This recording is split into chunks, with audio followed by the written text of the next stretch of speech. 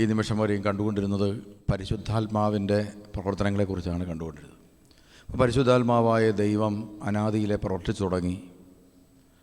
ദൈവത്തിൻ്റെ സ്വപ്നമായിരുന്നു നമ്മളെയൊക്കെ ദൈവം സൃഷ്ടിച്ചു, ഈ ഭൂമിയിലാക്കി. പക്ഷേ മനുഷ്യൻ അവന് കിട്ടിയ ഒരു സ്വാതന്ത്ര്യമുണ്ട്, തിരഞ്ഞെടുപ്പിൻ്റെ സ്വാതന്ത്ര്യം. അതന്നുമുണ്ട്, അവന് ഇന്നുമുണ്ട്.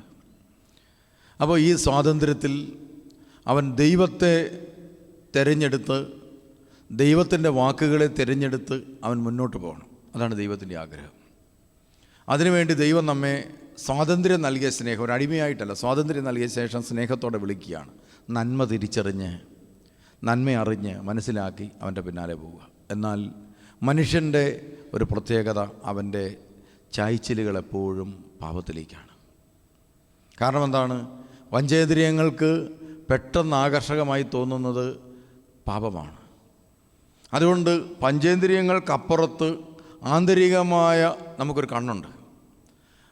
ആ കണ്ണ് തുറന്നാൽ മാത്രമേ, പ്രിയമുള്ളവരെ, നമുക്കിത് കാണാൻ പറ്റത്തുള്ളൂ. ഉദാഹരണത്തിന്, നിങ്ങളിപ്പോൾ ഒരു കൊച്ചിന് ജന്മം നൽകുകയാണ് അമ്മയുടെ ഉദരത്തിൽ. ദൈവം നമ്മളെ സൃഷ്ടിച്ചതുപോലെ തന്നെയുള്ളൊരു പ്രവൃത്തിയാണ് ഒരു കൊച്ചിന് അമ്മയുടെ ഉദരത്തിൽ ഒരപ്പനും അമ്മയും ജന്മം നൽകുന്നത്. ദൈവത്തിൻ്റെ അതേ സെയിം പ്രവൃത്തിയാണ് ഇവിടെ ചെയ്യുന്നത്. കുറച്ച് ദിവസം കഴിഞ്ഞപ്പോൾ നമ്മൾ മനസ്സിലാക്കുകയാണ്, ഈ കൊച്ചിന് മുന്നോട്ട് ജീവിക്കാനായിട്ട് സ്വല്പം പ്രയാസങ്ങൾ വരും. ഇത് മുന്നോട്ട് ജീവിക്കാൻ ഇച്ചിരി പ്രയാസം വരും. അങ്ങനെ ജീവിക്കണമെങ്കിൽ നിങ്ങൾ എന്ത് ചെയ്യേണ്ടി വരും? നിങ്ങൾ ഈ ജോലി ചെയ്തുകൊണ്ട് ഇങ്ങനെ മുന്നോട്ട് പോകാൻ പറ്റും. നിങ്ങൾക്കൊരു 2 ലക്ഷം രൂപ ശമ്പളമുണ്ട്. അത്രയും വലിയ ജോലി നിങ്ങൾ ചെയ്തുകൊണ്ടിരിക്കുകയാണ്. അപ്പോഴാണ് ഇത് ഗർഭം ധരിച്ച് ഒരു 2, 3, 4, 5 ആഴ്ചകൾ കഴിഞ്ഞപ്പോൾ ഡോക്ടർമാർ നിങ്ങളോട് പറയുകയാണ്, ഇതാ ഈ കുട്ടിയെ നിങ്ങൾക്ക് ജീവനോടെ കിട്ടണമെന്ന് നിങ്ങൾ ആഗ്രഹിക്കുകയാണെങ്കിൽ നിങ്ങളെന്ത് ചെയ്യണം? ജോലി രാജിവെച്ചിട്ട് ശാന്തമായി ഒരു കട്ടിൽ കിടക്കണം. നിങ്ങൾക്ക് നേട്ടം ജോലി ചെയ്യാൻ പോകുന്നതാണ്, കൊച്ചിന് ജന്മം നൽകാൻ പോകുന്നതാണ്. അതാണോ നേട്ടം? കൊച്ചിന് ജന്മം നൽകാൻ പോയാൽ കഴിഞ്ഞാൽ ഈ 6 മാസം ഇവിടെ കിടക്കണം. ഇനി ഇതുണ്ടാകണമെങ്കിൽ വീണ്ടും പൈസ മുടക്കണം. ഈ കാലഘട്ടത്തിൽ മുഴുവൻ ശമ്പളം നഷ്ടപ്പെടും. എന്ന് മാത്രമല്ല, ഈ കൊച്ചുണ്ടായാൽ ഈ കൊച്ചിനെ വളർത്തണം. വളർത്തി വലുതാക്കിയാൽ ഈ കൊച്ചിൽ നിന്ന് എന്ത് റിസൾട്ട് കിട്ടുമെന്ന് പറയാനും പറ്റുകയില്ല. നിങ്ങൾ കൊച്ചിന് നഷ്ടം മാത്രമേ ഉള്ളൂ ഇതിനകത്ത് കണക്ക്. ഇനി വളർത്തിയവരുടെ ചരിത്രം നോക്കിയാലും അറിയാൻ സാധിക്കും. പ്രിയമുള്ളവരെ, നമ്മൾ കണ്ണുകൾ ഉയർത്തി നോക്കിയാൽ, വളർത്തിയവരുടെ എല്ലാം ചരിത്രത്തിൽ നോക്കിയാൽ, പ്രിയമുള്ളവരെ, വളർത്തിയതിനെക്കുറിച്ചൊക്കെ ഓർത്ത് കരഞ്ഞ ചരിത്രമുള്ളൂ. നിങ്ങളുടെ ഇവിടെ ഇരിക്കുന്ന ഏത് വ്യക്തികളുടെ മാതാപിതാക്കന്മാർ നിങ്ങളെ ഓർത്ത് കരഞ്ഞിട്ടില്ലാത്തത്? നിങ്ങളുടെ വാക്കോ, നിങ്ങളുടെ പ്രവൃത്തിയോ, നിങ്ങളുടെ നിലപാടുകളോ ഓർത്ത് വേദനിക്കാത്ത ഏതെങ്കിലും, എന്നെക്കുറിച്ച് ഓർത്ത് എൻ്റെ അപ്പനും അമ്മയ്ക്ക് ഒരിക്കലും വേദനിക്കേണ്ടി വന്നിട്ടില്ലെന്ന് സന്തോഷത്തോടെ പറയാൻ പറ്റുന്നൊരു കൈവക്കിക്ക്. പിന്നെ നിങ്ങൾ അതിൽ കൂടുതൽ പ്രതീക്ഷിക്കണം നിങ്ങളുടെ മക്കളിൽ നിന്ന്. ഒരിക്കലും പ്രതീക്ഷിക്കരുത്. അപ്പോൾ ഇതൊരു നഷ്ടക്കച്ചവടമാണ് പ്രിയമുള്ളവരെ. എന്നിട്ടും നിങ്ങൾ എന്ത് ചെയ്യാണ്? നിങ്ങൾ അന്നേരം തന്നെ എന്ത് ചെയ്യാണ്? ഈ ഉരുവായ കുഞ്ഞിനെ ഒരു മനുഷ്യനായി ഭൂമിയിൽ ജന്മം കൊടുക്കാൻ വേണ്ടി നിങ്ങൾ എന്ത് ചെയ്യാണ്? ജോലി വേണേ രാജിവെക്കും. എത്ര ലക്ഷം രൂപയുടെ ഇഞ്ചക്ഷൻ വേണേലും എടുക്കും. എന്ത് ത്യാഗം എടുക്കും. ഏത് ഹോസ്പിറ്റലിൽ വേണേലും പോകും. ആ കൊച്ച് പുറത്ത് വരാൻ പോവാണ്. അപ്പോൾ അതിനുണ്ടാകുന്ന എല്ലാ റിസ്കുകളും നിങ്ങൾ സഹിക്കും. പുറത്ത് വന്നാലോ? പ്രിയമുള്ളവരെ, ആ കൊച്ചിന് ഹാർട്ടിന് വലിയൊരു കിഴുത്തിയുണ്ട്. ഹാർട്ട് മാറി വെക്കണം. നിങ്ങളാകപ്പാടെ സങ്കടത്തിലെ നിങ്ങൾ ഡോക്ടറോട് ചോദിച്ചു, എന്തെങ്കിലും ചെയ്യാൻ പറ്റുമോ? ഡോക്ടർ പറഞ്ഞ്, ഇതേ ടൈപ്പുള്ള ഒരു ഹാർട്ട് നമുക്ക് എവിടെയെങ്കിലും കിട്ടുകയാണെങ്കിൽ മാറ്റി വെക്കാം. അപ്പോഴാണ് തിരുവനന്തപുരത്തൊരു കൊച്ചു ആക്സിഡൻറ്റ് മരിച്ചു. ഹാർട്ടിരിപ്പുണ്ട്. പ്രിയമുള്ളവർ, അത് തിരുവനന്തപുരത്തു നിന്ന് കൊണ്ടുവന്ന് കൊച്ചിയിൽ കൊണ്ടുവന്ന് മാറ്റി വെക്കണമെങ്കിൽ ആംബുലൻസിൽ അന്നേരം ഇത്ര മണിക്കൂറിനുള്ളിൽ കയറ്റിക്കൊണ്ട് വരണം. ഒരു 10-25 ലക്ഷം രൂപ ചിലവ് ആകണം. ഇല്ലാത്ത കാശ്, നിങ്ങളുടെ സ്വർണവും പണവും പിന്നെ അടുത്തുള്ളവരുടെ നിന്നെല്ലാം കാശും മേടിച്ച്, ലോണും മേടിച്ച് നിങ്ങൾ ഈ കൊച്ചിൻ്റെ ഹാർട്ട് മാറ്റി വെക്കാൻ നോക്കും. ചിലപ്പോഴൊക്കെ ഞാൻ തന്നെ ഓർത്തിട്ടുണ്ട്, രക്ഷപ്പെട്ടാൽ ഒരിക്കലും ആരോഗ്യത്തോടെ ഇരിക്കില്ലെന്ന് 100% ഉറപ്പുണ്ടായിട്ടും ആ ജീവന് വേണ്ടി ഇതാ പൊരുതുന്ന മാതാപിതാക്കന്മാർ. സത്യത്തിൽ ഇതിൻ്റെ പിന്നിലെ പ്രേരക ശക്തി എന്താ? നഷ്ടക്കച്ചവട. ഡോക്ടേഴ്സ് തന്നെ ഓർക്കും, ദൈവമേ ഇതിനെ രക്ഷപ്പെടുത്തിയാൽ. ഞാൻ ഇന്നും ഓർക്കാറുണ്ട്, 7-ാം മൈലിലൊരു കൊച്ച്, ആ കുട്ടിക്ക് പ്രിയമുള്ളവരെ ഉണ്ടായിക്കഴിഞ്ഞപ്പോൾ ഒത്തിരി പ്രോബ്ലംസാണ്. അതിൻ്റെ ഇവിടെ നിങ്ങളൊരു ഞരമ്പുണ്ട്, ആ ഞരമ്പില്ല, വെള്ളം ഒഴുകി പോകേണ്ടതായിട്ട് ഞരമ്പാണ്, അതില്ല. പിന്നെ മലദ്വാരത്തിന് പ്രശ്നമുണ്ട്, അതുകൊണ്ട് വയറ് കിഴിച്ച് ഇങ്ങനെയൊക്കെ കൊടുത്തിരിക്കുകയാണ്. അങ്ങനെ മൊത്തത്തിൽ ആ കൊച്ചിന് കംപ്ലൈൻ്റാണ്. അപ്പോൾ ഓപ്പറേഷൻ ചെയ്ത് ഇതെങ്ങനെ ശരിയാക്കി ട്യൂബൊക്കെ ഇട്ട് റെഡിയാക്കി എടുത്താലുള്ള കുഴപ്പം എന്താണെന്ന് ചോദിച്ചാൽ, ഓരോ പ്രായം കഴിയുന്തോറും ഈ ട്യൂബ് മാറേണ്ടതായിട്ട് വരാനും സാധ്യതയുണ്ട്. എന്ന് മാത്രമല്ല, ഈ കുഞ്ഞ് രക്ഷപ്പെട്ടാൽ ഒരിക്കലും എഴുന്നേറ്റ് നടക്കത്തുമില്ല. ഇതാണ് ഈ കൊച്ചിനെക്കുറിച്ചുള്ള റിസൾട്ട്. അതുകൊണ്ട് ഡോക്ടർമാർ ആ അമ്മയെ ഉപദേശിച്ചതാണ്, നിങ്ങൾ കൊച്ചിന് മുലപ്പാൽ കൊടുക്കേണ്ട, വേറെ എന്തെങ്കിലും പാൽ കൊടുക്കുക, മുലപ്പാൽ കൊടുക്കരുത്. അതിന് കാരണം ഡോക്ടർ പറഞ്ഞത്, മുലപ്പാൽ കൊടുത്താൽ അമ്മയും കുഞ്ഞും തമ്മിൽ ഭയങ്കര ബന്ധമാകും. മുലപ്പാൽ വഴിയുള്ളൊരു ബന്ധമുണ്ട്. അത് പ്രിയമുള്ളവർ ചിന്തിക്കാൻ പറ്റാത്തൊരു സ്നേഹബന്ധമാണ്. അപ്പോൾ മുലപ്പാൽ കൊടുത്തു കഴിഞ്ഞാൽ കൊച്ചിന് അമ്മയോടും അമ്മയ്ക്ക് കൊച്ചിനോടും ഭയങ്കര അഫെക്ഷനാവും. 2 മാസം കഴിയുമ്പോൾ കൊച്ചു മരിക്കുമ്പോൾ ഒരു പക്ഷേ അമ്മയ്ക്ക് അത് മാനസിക നില പോലും മാറിപ്പോകാൻ, സൈക്യാട്രിക് പ്രോബ്ലമായി അത് മാറാൻ പോലും സാധ്യതയുണ്ട്. അതുകൊണ്ട് കൊച്ചുമായിട്ട് ബന്ധം സ്ഥാപിക്കാതിരിക്കാൻ അമ്മയെ ശ്രദ്ധിക്കുക. ഇതാണ് പറഞ്ഞത്. പക്ഷേ അവരത് കേട്ടില്ല കേട്ടോ. അവർ കൊച്ചിന് മുലപ്പാൽ കൊടുത്തു. മുലപ്പാലിൻ്റെ ഒരു ആത്മീയ രഹസ്യം നിങ്ങൾ അറിഞ്ഞോണം. മുലപ്പാലിന് തൻ്റെ കുഞ്ഞിനെ സുഖപ്പെടുത്താനുള്ള കഴിവുണ്ട്. അത് മുലപ്പാലിലുള്ള അതിനകത്തെ കണ്ടൻറ്റ് മാത്രമല്ല, അത് കൊടുക്കുന്നത് അമ്മയുടെ ജീവനാണ്. അതുകൊണ്ട് കൂടിയാണ്.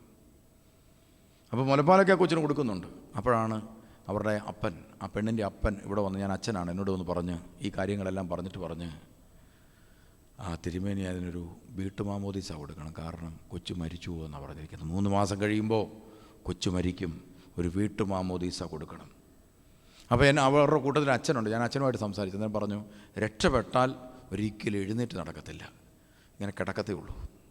അങ്ങനെ കിടന്നൊരു 10, 15 അല്ലെങ്കിൽ 20, 30, 40 വയസ്സാവും മരിച്ചു പോകും.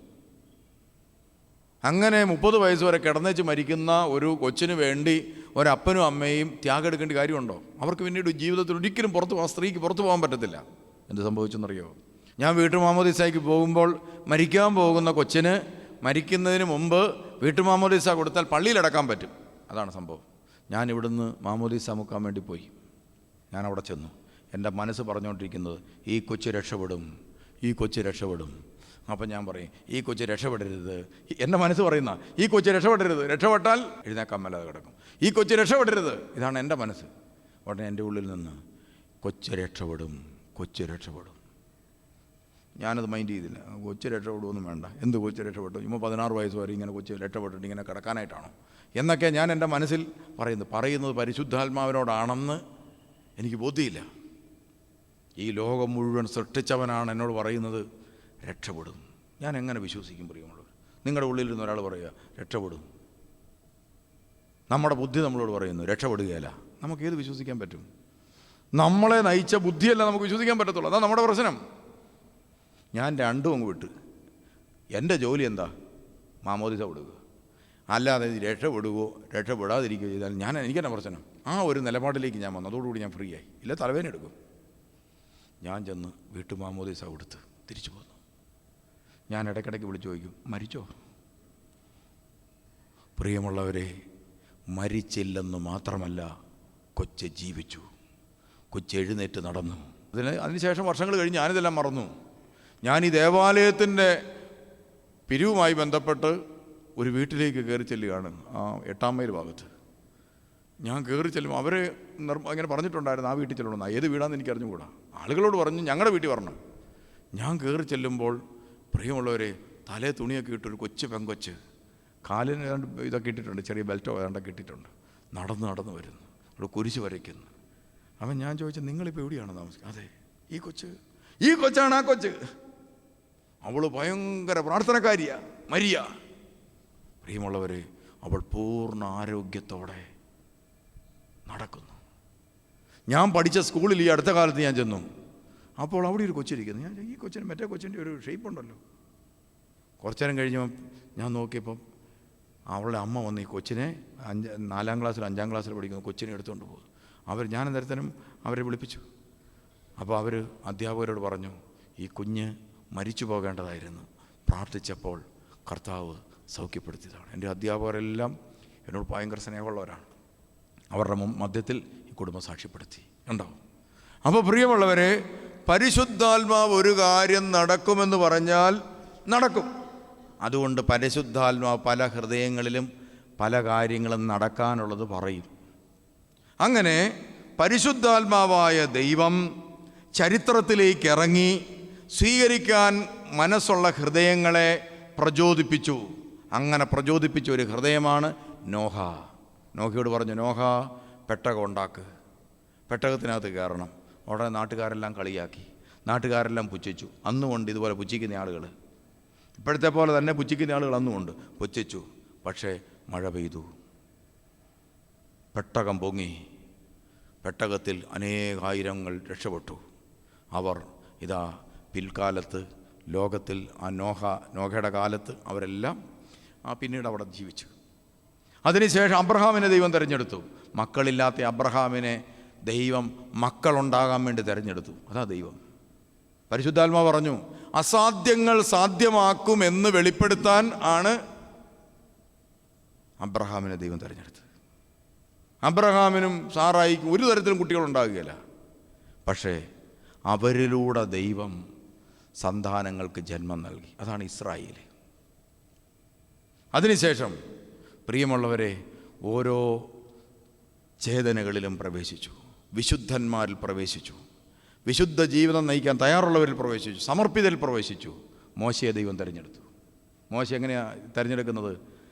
തല്ലുവടിയും പിടിച്ച് കൊലപാതകം വരെ ചെയ്തേച്ച് നടക്കുന്ന പാർട്ടിയാണ് മോശ. കൊലപാതകം. അങ്ങേര് അവിടുന്ന് പരാജയപ്പെട്ട് തകർന്ന് കുറ്റിക്കാടുകളിലൂടെ നടക്കുമ്പോൾ മോശയെ ദൈവം വിളിച്ചു, മോശ മോശ, നീ നിൽക്കുന്ന സ്ഥലം വിശുദ്ധമാണ്. നമ്മളിപ്പോൾ ഓർക്കുന്ന എന്താണ്? ഞാൻ എല്ലാ പാപവും ചെയ്ത് നശിച്ച് ഇവിടെ മുടിഞ്ഞ് തീർന്ന് എൻ്റെ ജീവിതം പോയി എന്ന് വിചാരിച്ചായിരിക്കുന്നത്. കർത്താവ് നമ്മളെ ചൂണ്ട്, നീ നിൽക്കുന്ന സ്ഥലം വിശുദ്ധമാണ്. നിനക്ക് വിശുദ്ധനാകാനും ഒരു മാലാഖയാകാനും ഒരു പിശാചാകാനും നിന്നെക്കൊണ്ട് സാധിക്കും. ഇപ്പോഴും മരിക്കുന്ന അവസാനത്തെ നിമിഷം വരെയും ദൈവം ചാൻസ് തരും. അവസാനത്തെ നിമിഷം വരെ ആ ചാൻസ് തരും. വേണോ വേണ്ടയോ തീരുമാനിക്കേണ്ടത് നമ്മളാണ്.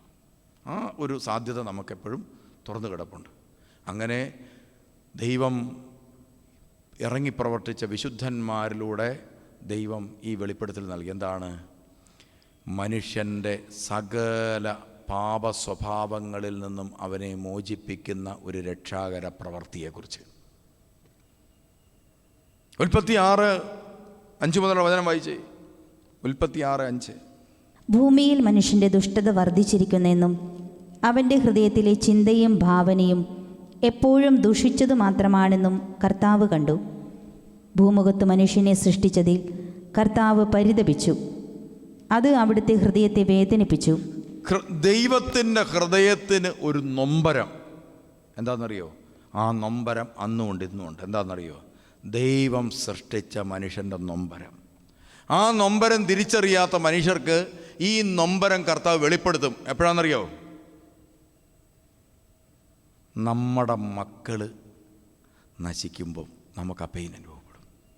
അപ്പോൾ ആ പെയിൻ വരുമ്പോൾ നിങ്ങൾ ഒരിക്കലും എന്ത് ചെയ്യരുത്? അങ്ങ് നിരാശപ്പെട്ടു പോകരുത്. നിങ്ങൾ ഈ പെയിൻ എന്ന് പറയുന്നൊരു നല്ല പെയിനാണ്. എന്ത് പെയിനാണെന്നറിയോ? ഈ പെയിനാണ് നമ്മൾ അന്നേരം പരിശുദ്ധാത്മാവുള്ളവരാണെങ്കിൽ അപ്പം പറയും, എൻ്റെ പിതാവായ ദൈവത്തിൻ്റെ പെയിൻ ഇതാണല്ലോ. നമുക്ക് പെട്ടെന്ന് മനസ്സിലാവും. എൻ്റെ പിതാവായ ദൈവം എന്നെക്കുറിച്ച് എടുക്കുന്ന പെയിൻ ഞാനിങ്ങനെയാണ് മനസ്സിലാക്കുന്നത്. ഞാനിപ്പം എൻ്റെ കൂടെ ഇപ്പോൾ ഒരു അച്ഛൻ അല്ലെ പാപത്തിൽ വീണ് നശിച്ചു പോകാമെന്ന് വിചാരിച്ചു, അല്ലെ എന്തെങ്കിലും കാര്യം വന്നു, നമുക്കെന്തോരം പെയിനാണെന്നറിയോ? ഒരു മനുഷ്യൻ നശിച്ച് നരകത്തിലേക്ക് പോവുകയും ദൈവത്തിൻ്റെ കയ്യിൽ കിട്ടാതിരിക്കുകയും ചെയ്യുമ്പോൾ ദൈവത്തിൻ്റെ പെയിൻ എന്താണെന്ന് എനിക്ക് മനസ്സിലായി. അതുകൊണ്ട് ഞാനെന്നും പ്രാർത്ഥിക്കും, കർത്താവേ, നിനക്കെന്നെ നഷ്ടപ്പെടുത്താൻ ഇടയാകുന്നതൊന്നും ചെയ്യാൻ എന്നെ നീ അനുവദിക്കരുതേ. നിനക്കെന്നെ നഷ്ടപ്പെടുത്തി കളയുന്നതൊന്നും ചെയ്യാൻ എന്നെ നീ അനുവദിക്കരുതെന്ന് പ്രാർത്ഥിക്കേണ്ടി വന്നു. നമ്മളെ പ്രാർത്ഥന പഠിപ്പിക്കുന്നത് അങ്ങനെ. അപ്പോൾ പ്രിയമുള്ളവരെ, അപ്പോൾ ദൈവം മനുഷ്യനെ ഇങ്ങനെ മനുഷ്യൻ്റെ ഈ പാപം, പതനം, ഇവൻ്റെ മനസ്സിൻ്റെ അവസ്ഥ, ശരീരത്തിൻ്റെ അവസ്ഥ, ഇതൊക്കെ ആന്തരിക മനുഷ്യനിൽ പരിശുദ്ധാത്മാവ് നൽകുന്ന പ്രചോദനത്തെ ജഡം പുറത്തുനിന്ന് എന്തു ചെയ്യും? എതിർക്കാൻ തുടങ്ങും. അതിന് കാരണം എന്താ? പിശാച് ഇവൻ്റെ പഞ്ചേന്ദ്രിയങ്ങളിലൂടെ ഉള്ളിലേക്ക് പ്രവേശിക്കും. ഈ 5 വാതിലിൽ കൂടിയാണ് പ്രിയമുള്ള നമ്മൾ പലതും കാണുകയും കേൾക്കുകയും ചെയ്യുന്നത്.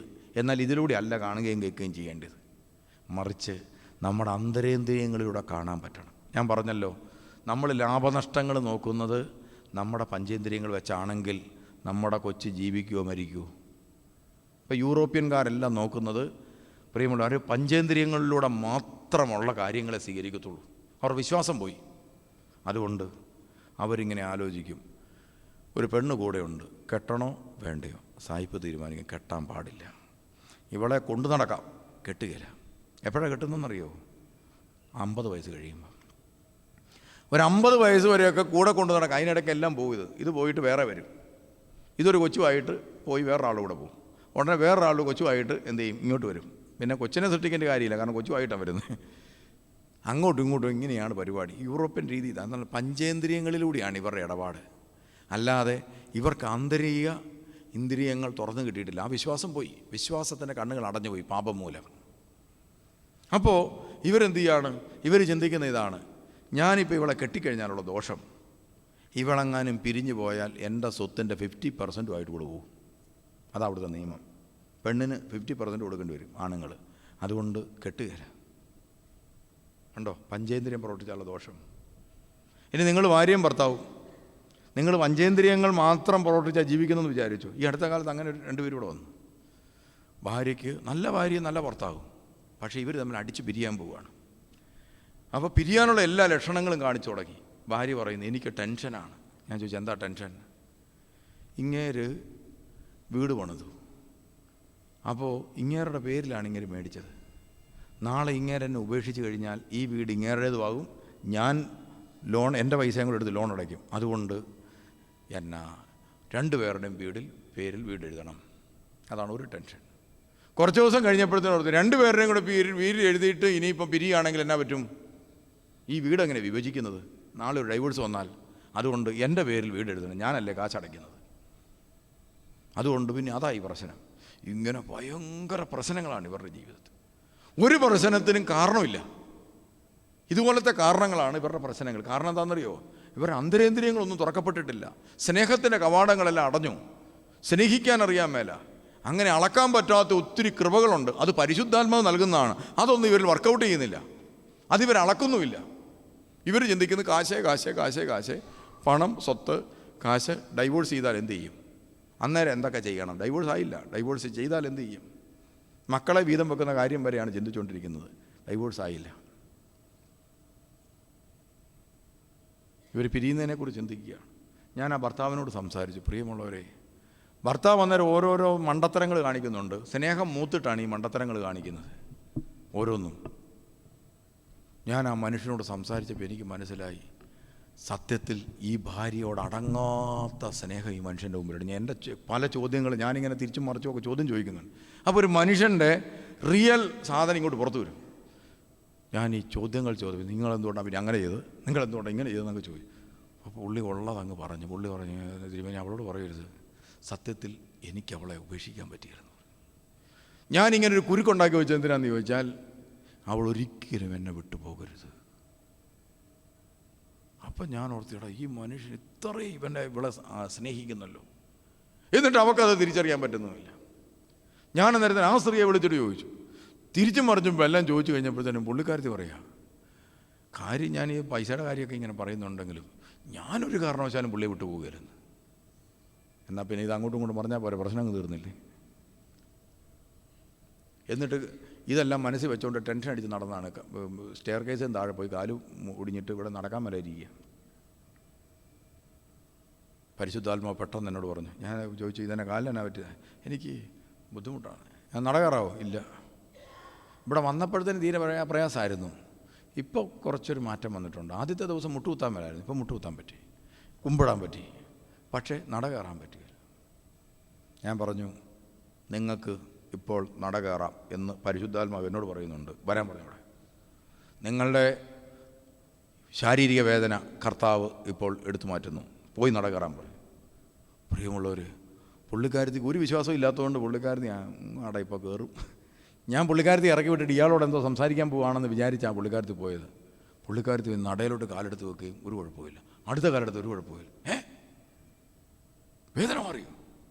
പുള്ളിക്കാരത്തി തിരിച്ചോടി വന്ന് പറയും, എനിക്കിപ്പോൾ 2 കാലിന് വേദനയില്ലെന്ന്. അപ്പോൾ ഞാൻ പറഞ്ഞു, ഇതെങ്ങനെയാണ് മാറിയത്? ഇത് പരിശുദ്ധാത്മാവാണ് എടുത്തു മാറ്റിയെങ്കിൽ ആ പരിശുദ്ധാത്മാവ് നിങ്ങളുടെ ജീവിതത്തിലുണ്ട്. നിൻ്റെ സ്വത്ത് സംരക്ഷിക്കാനും നിൻ്റെ ജീവിതം സംരക്ഷിക്കാനും ആ പരിശുദ്ധാത്മാവിന് സാധിക്കും. പ്രിയമുള്ളവരെ, അന്നേരം ശരിയായി. അത് അന്നേരം ജീവിതം ശരിയായി. കണ്ടോ, കർത്താവിന് ഒറ്റ സെക്കൻഡ് കൊണ്ടൊരു ജീവിതം ശരിയാക്കാൻ സാധിക്കും. ഒറ്റ സെക്കൻഡ് മതി. അപ്പോൾ പ്രിയമുള്ളവരെ, പരിശുദ്ധാത്മാവാകുന്ന ദൈവം നമ്മളെ രക്ഷിക്കാൻ ആഗ്രഹിക്കുന്നുണ്ട്. അപ്പം മനുഷ്യൻ്റെ പഞ്ചേന്ദ്രിയങ്ങൾ വഴി അവൻ എപ്പോഴും പാപത്തോട് ചാഞ്ഞ് കിടക്കുന്നത് കൊണ്ട് അവൻ്റെ ആന്തരിക മനുഷ്യൻ്റെ കണ്ണുകൾ അടഞ്ഞു പോയതുകൊണ്ട് ഇത് തുറന്ന് അവനൊരു രക്ഷയുടെ അനുഭവം ഉണ്ടാകണം. തുറക്കണേൽ എന്ത് വേണം? ഇവൻ്റെ മലിനതകൾ മുഴുവൻ മാറണം. അതിന് പരിശുദ്ധാത്മാവായ ദൈവം തയ്യാറാക്കിയ പദ്ധതിയാണ് സുവിശേഷം. മനസ്സിലായോ? പരിശുദ്ധാത്മാവായ ദൈവം മനുഷ്യൻ്റെ രക്ഷയ്ക്ക് വേണ്ടി തയ്യാറാക്കിയ പദ്ധതിയാണ്, പിതാവായ ദൈവത്തിൻ്റെ ഇഷ്ടപ്രകാരം പരിശുദ്ധാത്മാവായ ദൈവം മനുഷ്യകുലത്തിൻ്റെ രക്ഷയ്ക്ക് വേണ്ടി തയ്യാറാക്കിയ പദ്ധതിയാണ് സുവിശേഷം. പിടികിട്ടിയോ സുവിശേഷം എന്നാന്ന്? ഇനി സുവിശേഷം വായിച്ചോണം, അപ്പോൾ നിങ്ങൾക്ക് മനസ്സിലായിക്കോളും. ഇനി ആ സുവിശേഷത്തിൻ്റെ പ്രധാനപ്പെട്ട ഘടകം എന്താണ്? സുവിശേഷം ഇതാ ഒരു ദൂതൻ കന്യക മറിയാമിനോട് വന്ന് പറഞ്ഞു. എന്താ പറഞ്ഞത്? പരിശുദ്ധാത്മാവായ ദൈവം നിൻ്റെ മേൽ വരും. ഈ ചരിത്ര സംഭവം പരിശുദ്ധാത്മാവ് ചെയ്യുന്നതിന് മുമ്പ് അനേകം പേർക്ക് പരിശുദ്ധാത്മാവ് കാലഘട്ടങ്ങളിൽ ഇത് വെളിപ്പെടുത്തി കൊടുത്തിട്ടുണ്ട്. അതാണ് യെശയ്യാ പ്രവാചകൻ്റെ പുസ്തകത്തിലും ഒക്കെ പ്രവചനങ്ങൾ യേശുവിനെക്കുറിച്ച് കിടക്കുന്നത്. പരിശുദ്ധാത്മാവ് ഒരു പ്രവൃത്തി ചെയ്യാൻ പോവുകയാണെങ്കിൽ അതിന് ദിവസങ്ങൾക്ക് മുമ്പ് തന്നെ, വർഷങ്ങൾക്ക് മുമ്പ് തന്നെ അതിനെക്കുറിച്ച് സംസാരിച്ചു തുടങ്ങും പല വ്യക്തിയിലൂടെ. അതന്നും ഇന്നും അങ്ങനെയാണ്. ഞാൻ പ്രിയമുള്ളവർ ഡിഗ്രിക്ക് ഒരു വിഷയം തോറ്റച്ചിരിക്കുക. ആ കാലഘട്ടത്തിൽ ഞാൻ കർത്താവിൻ്റെ വചനം സ്വീകരിച്ചു. പക്ഷേ ഒരു വിഷയം പോയി. അതെന്തുകൊണ്ട് പോയത് എനിക്കും ഒരു പിടുത്തം കിട്ടുന്നില്ല. രണ്ടാമത് എഴുതുക എന്ന് പറയുന്ന നാണക്കേട് അന്നത്തെ കാലത്ത്. ഇന്നത്തെ കാലത്ത് പിന്നെ എത്ര എഴുതിയാലും നാണക്കേടില്ല. അതുകൊണ്ട് ഒളിച്ചും പാത്തുമൊക്കെയാണ് ഈ രണ്ടാമത് എഴുതാൻ പോകുന്നത്. കൂടെ ഉണ്ടായിരുന്നവരെല്ലാം പറയും ഞാനങ്ങളൊന്നും പഠിക്കുന്നില്ലെന്ന് പറയും. ഞാനോർത്ത് ശരിയായിരിക്കും ഓർത്ത് ഞാനും കാര്യമായി പഠിച്ചില്ല. കാരണം കൂട്ടുകാരോടുള്ള ഒരു സഹകരണത്തിൻ്റെ പേരിൽ ഞാനും വിലയായിരുന്നു. അവരെല്ലാം പഠിച്ച് ജയിച്ചു. എനിക്ക് മാത്രം ഒരു പേപ്പർ പോയി. ഞാൻ ഈ പേപ്പർ എഴുതാനായിട്ട് പോകുമ്പോൾ പ്രിയമുള്ളവർ ഞാൻ കോളേജ് മാറി വെച്ചു. ബസേലിയസ് കോളേജിന് പകരം CMS കോളേജ് വെച്ച് ഞാൻ അങ്ങോട്ട് പോകുന്ന വഴിക്ക് പുസ്തകം കൈപ്പിടിച്ചുകൊണ്ട് പോകുന്ന വഴിക്കാണ് മറ്റേ എൻ്റെ കൂടെ പഠിച്ച പിള്ളേർ പോകുന്നത്. അപ്പം ഞാനിത് പാൻറ്റിൻ്റെ ഇടത്ത് തിരികെ വെച്ചു.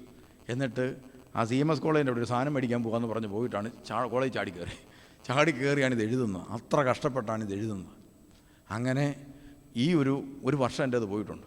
ഈ കാലയളവിലൊക്കെ ഞാൻ കർത്താവിൻ്റെ സുവിശേഷ ശുശ്രൂഷയുടെ പങ്കാളിയായി വചനം പഠിക്കാൻ പോകും, അതുപോലെ കൗൺസിലിംഗ് കോഴ്സുകൾ, ഇങ്ങനെയെല്ലാം പലയിടത്തും പോകുന്നുണ്ട്. അങ്ങനെ ഇവിടെ ഒരു കാരീസ് ഭവൻ എന്ന് പറഞ്ഞൊരു ധ്യാനകേന്ദ്രമുണ്ട്.